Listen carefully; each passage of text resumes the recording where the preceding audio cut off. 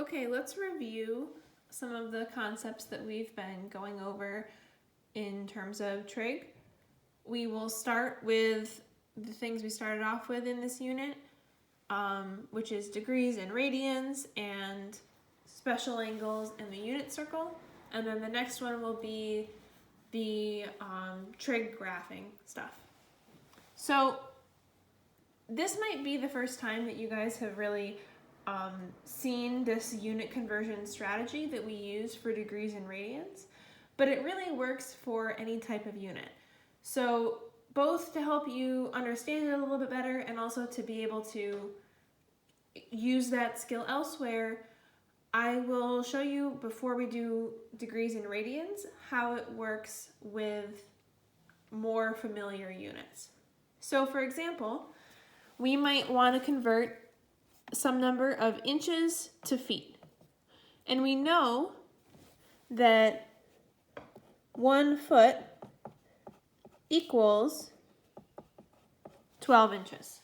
So we're going to use that to convert. And so 18 inches, maybe you can kind of figure out that's 12 plus another 6. So we should get 18 inches equals 1.5 feet. But let's see how this actually works with this specific method. So we're going to write the number that we start with,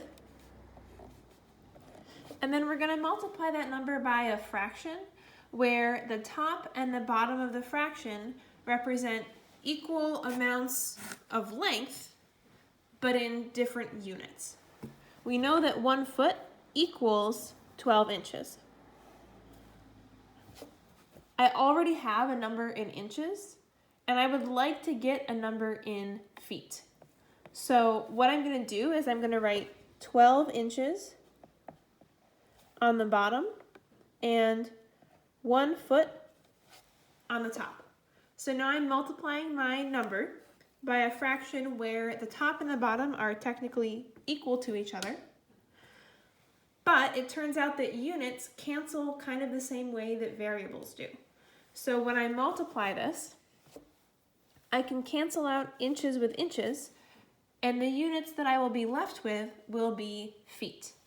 And 18 over 12, if you simplify that fraction, it comes out to 3 halves or 1.5. So this equals 1.5 feet. If you multiply 18 by 1 over 12, you will get 1.5, which matches up with our gut feeling. Okay? Tablespoons to cups. This is something you might need to do if you're ever doing a recipe and maybe you don't have the correct measurement tools, or you are doubling the recipe or converting it in some other way. And this might not be a unit conversion that you already know, but the one that I always remember is 4 tablespoons equals 1/4 cup. You could rewrite this equivalence as being 16 tablespoons makes a cup, but I can't imagine a time when I would ever really measure out 16 tablespoons instead of 1 whole cup. This is the conversion that I tend to remember. It sticks in my head better. 4 tablespoons makes a 1/4 cup. And you can kind of picture that, the size of a tablespoon, the size of a 1/4 cup. It feels like that seems about right. So I want to take my 6 tablespoon measurement. I want to get rid of the tablespoons unit, and I want to find the cups unit. And the numbers that I write on the top and bottom of the fraction should represent equal amounts of, in this case, volume. Now, neither of these numbers is 1. That's fine. A lot of times when you do have a unit conversion, you'll have 1 of something equals some number of something else. But it doesn't need to be like that. They could be 2 different numbers. As long as those 2 measurements are equal to each other, the method works. So 1/4 cup, or I could write 0.25 over 4 tablespoons. I'm going to multiply this. 6 times 1/4 divided by 4 I can cancel out the units. If you want to convert this into a decimal, it's pretty easy. If you wanted to do a fraction, you might have to do a little bit more work. But 6 times 1/4 divided by 4, if I math enter, enter, that's 3/8. So 6 tablespoons equals 0.375 cups, or 3/8 of a cup. Cool. So if you had a recipe that called for 3/4 of a cup, but then you only wanted to make half of that recipe, you could cut that 3/4 of a cup in half and get 3/8, and then you probably don't have an 1/8 cup measure, so you would measure to 6 tablespoons instead. Okay. So now that we get the idea in units that are maybe a little easier to picture, a little more comfortable, we'll do the same thing with degrees and radians. Just like tablespoons and cups are 2 different ways to measure the same amount of volume, or inches and feet can be 2 different ways to measure the same amount of length, degrees and radians are 2 different units that we can use to measure angles. And the equivalence that we're going to use is a half circle is 180 degrees, and that equals the same as pi radians. You could also use that 360 degrees equals 2 pi radians. That's also true. They're also equal. That would work just as well in the conversions.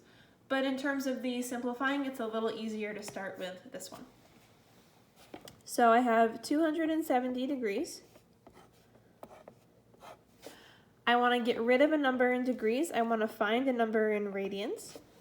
So I write the units in first, kind of planning out how I want to get rid of things. I want these degrees to cancel. And then the top and the bottom need to be equal. So 180 degrees equals pi radians. A lot of times when we do this conversion, instead of just getting a decimal number, which you could, we like to keep pi in the answer and then attempt to simplify this fraction. So 270 over 180, 90 goes into both of these, and if I simplify the fraction, I get 3 over 2. So this is 3/2 pi radians, or 3 pi over 2 radians would be the same thing. Okay, we can also convert the other direction. 5 pi over 6 radians to degrees. So 5 pi over 6 radians. I need to multiply by a fraction where the top and bottom are equal. I'm getting rid of radians. I'm finding degrees, so they go in those positions. And then 180 degrees equals pi radians. Conveniently here, the pi's will cancel out, as will the units of radians. And I get 5/6 times 180 comes out to 150 degrees. Here we go. Okay. These were nice even units. They don't always come out super even like that, but the method would be the same. There are specific angles that we tend to work with a lot, and we use those because the trig functions like sine and cosine have exact values that we can use over and over again. So there are 2 triangles whose side lengths you should memorize. And they are this isosceles right triangle, meaning these 2 angles are 45 degrees, and this one is 90. And this right triangle, where the angles measure 30, 60, and 90. So, let's call this hypotenuse h. The length of this side will always be the square root of 2 over 2 times h. And the length of this side will also be the square root of 2 over 2 times h. If you use the Pythagorean theorem and add these things up, they will add up to the hypotenuse. Like if you squared each of these, add those up, they would add up to h squared. So that's kind of how these numbers came about. We could also write these angles in radians. 45 degrees is pi over 4. So that tells us certain things about the trig functions of these angles. So the sine of 45 degrees, or the sine of pi over 4, equals the opposite over the hypotenuse, meaning we can cancel out those h's, square root of 2 over 2.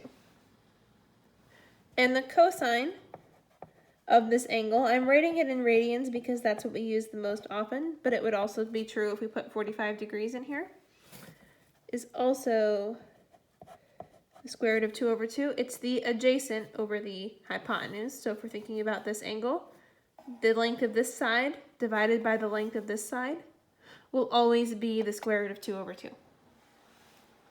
Okay. For this triangle, if this length is h, then this length will always be exactly half as long, 1/2 h, and this length will be the square root of 3 over 2 times h. 30 degrees is also pi over 6 radians. You could figure that out like we did up here. 60 degrees equals pi over 3 radians. So this ratio of this side to this side is always 1/2. From the 30-degree angle point of view, that is opposite over hypotenuse. So the sine of pi over 6 equals opposite over hypotenuse. 1/2 h over h is just 1/2.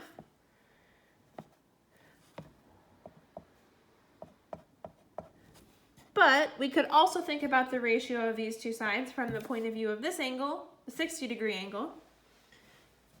It's also the adjacent over hypotenuse of 60 degrees, or pi over 3.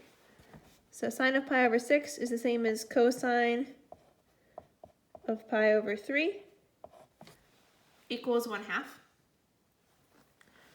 And this ratio here is the cosine of pi over 6, or the sine of pi over 3.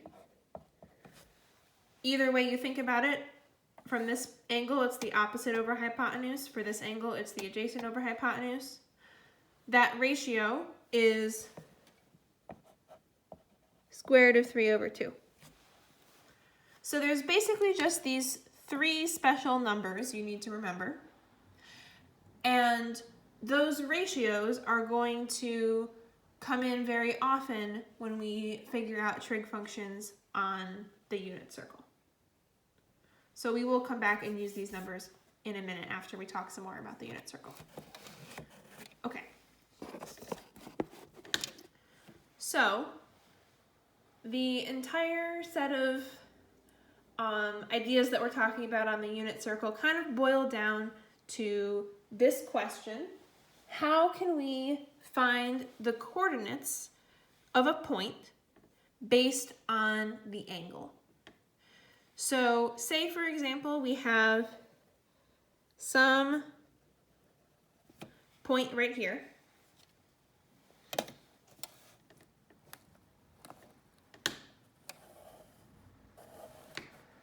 On the unit circle, and I know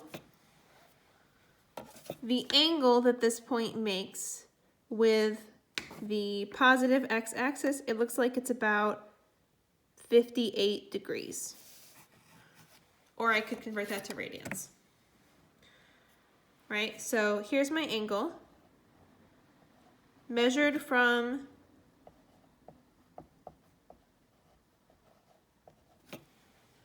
the positive x-axis. How could I find the x and y coordinates of this point? Well, I have these tools at my disposal, the sine and cosine, that tell me the ratios of sides in a right triangle. So I'm going to draw a right triangle. Try to. Here we go.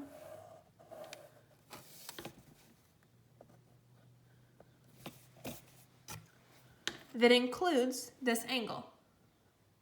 Now I can see that the length of this side is the same as the x coordinate of this point, and the length of this side is the same as the y coordinate of this point.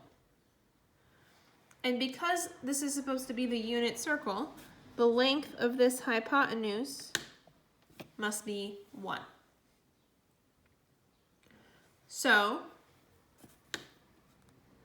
if I think about this angle in this triangle, the opposite side over the hypotenuse is y over 1, which is just y.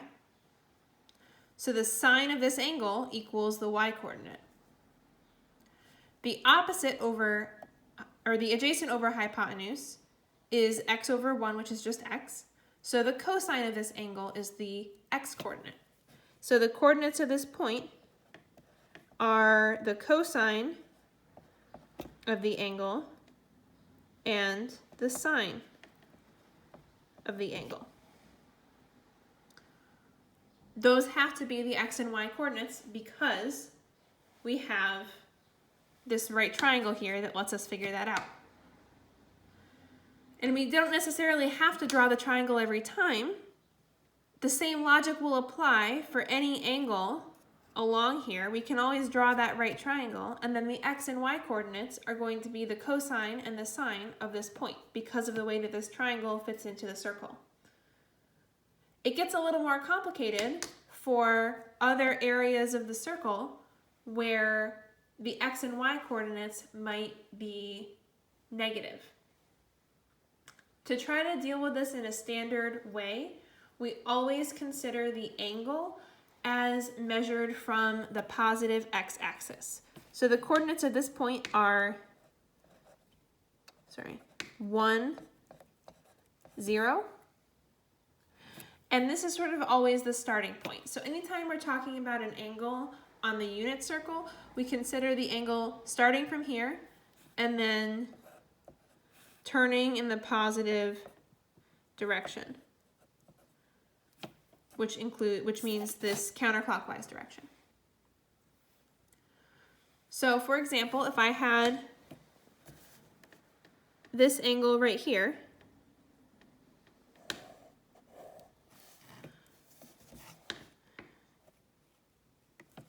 the angle associated with this point on the unit circle would not be this 30-degree angle, even though this is 30 degrees.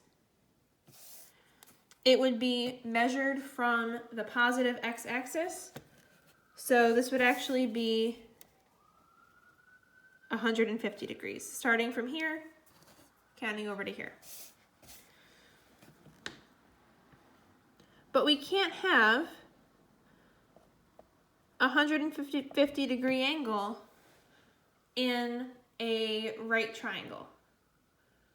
So if we're going to use the idea of sine and cosine to figure out the coordinates of this point, we need to think a little harder. And the right triangle that I drew here does not include this 150 degree angle, but what it does include is this angle. So this line, this radius line, we get from starting at the positive x-axis and turning 150 degrees counterclockwise. But then we draw a triangle by just connecting that point to the x-axis as simply as possible, just straight down. And that gives us this new angle, which we call the reference angle, which is just the angle between kind of our point on the unit circle and the x-axis in whichever way is closest, rather than always going in the same direction from the positive side. So in this case, the reference angle is 30 degrees because we got 150 and it would take 30 more to get to 180 down here. So because our reference angle is 30 degrees, that lets us fill in values based on this triangle.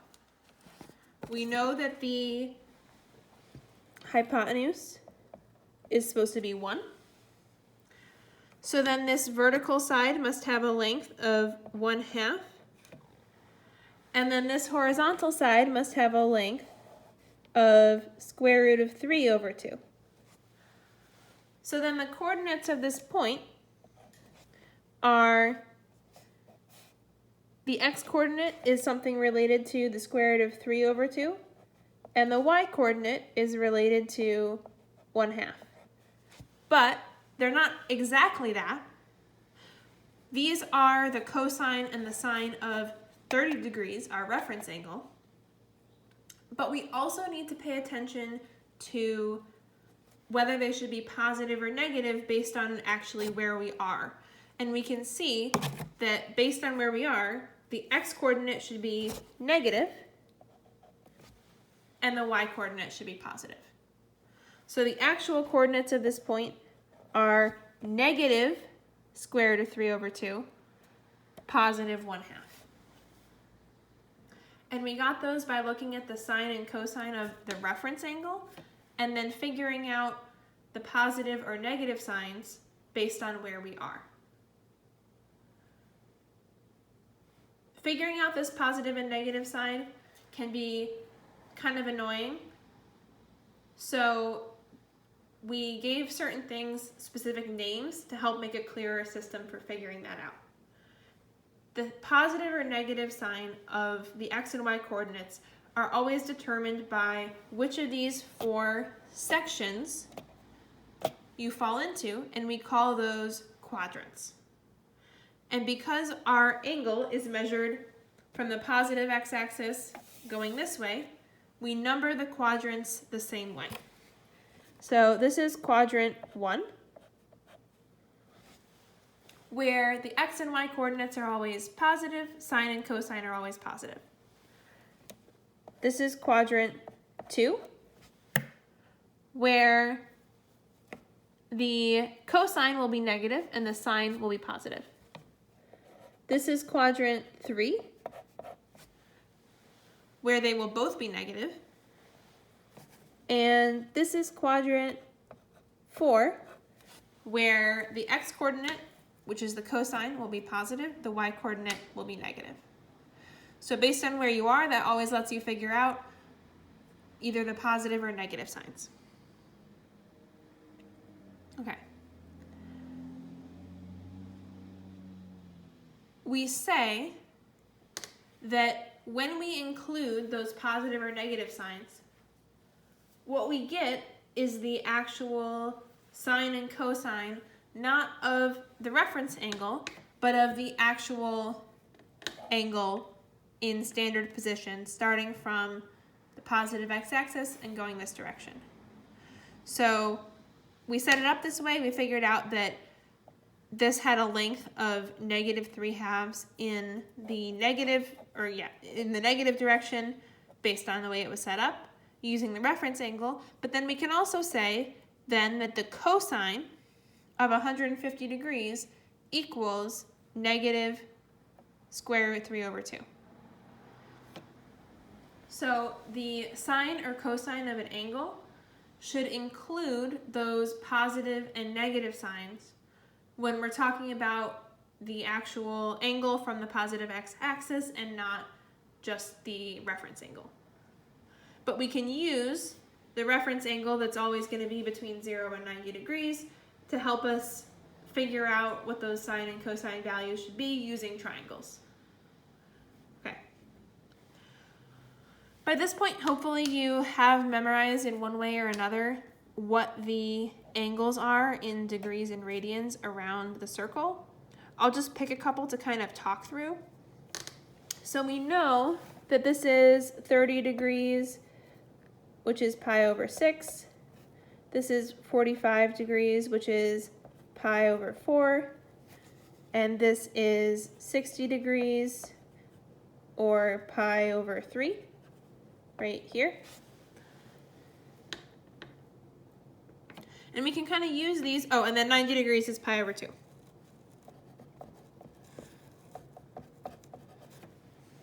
Pi is half of a rotation, which is also 180 degrees. So as you think through these things, it should kind of make sense. 90 degrees is half of 180, so it's also half of pi, or pi over 2. 30 degrees is 1/6 of 180, so it's also pi over 6. For an angle like this, we can see we have these 45-degree sections, and we have one section, another one, and another one of these 45-degree sections to get to this angle. Each of those is pi over 4, so this angle must be 3 pi over 4, or you could always figure out the angle in degrees and then convert to radians using the fraction. For an angle, let's say down here, we got a couple ways to think about it. You could think about how it's 270 degrees plus 30 degrees more as we keep turning. So that must be 300 degrees. And then we could do 300 times pi over 180 and try to simplify that fraction. Or you can think about it in terms of how many sort of 60-degree segments would it take to get here? 1, 2, 3, 4, 5. Either way, you will get 5 pi over 3 radians for this angle. Okay. And then if you wanted to figure out something like the sine of 5 pi over 3, you would picture this reference triangle. You would say, oh, okay, that's the tall and skinny one. The sine is the y-coordinate, it's the long side. The long side of the tall and skinny one is square root of 3 over 2. So it's square root of 3 over 2, and then it's down, so it's negative. So the y-coordinate of this point would be square root of 3 over 2. The x-coordinate would be positive 1/2. By kind of the same reasoning, we're going to the right. It's the short side, so that length is 1/2. Okay. I know this is a lot of material, but hopefully it helped you kind of review what we've been going over and see how the different pieces fit together. If you have any questions, please contact me. Otherwise, I will talk to you again soon.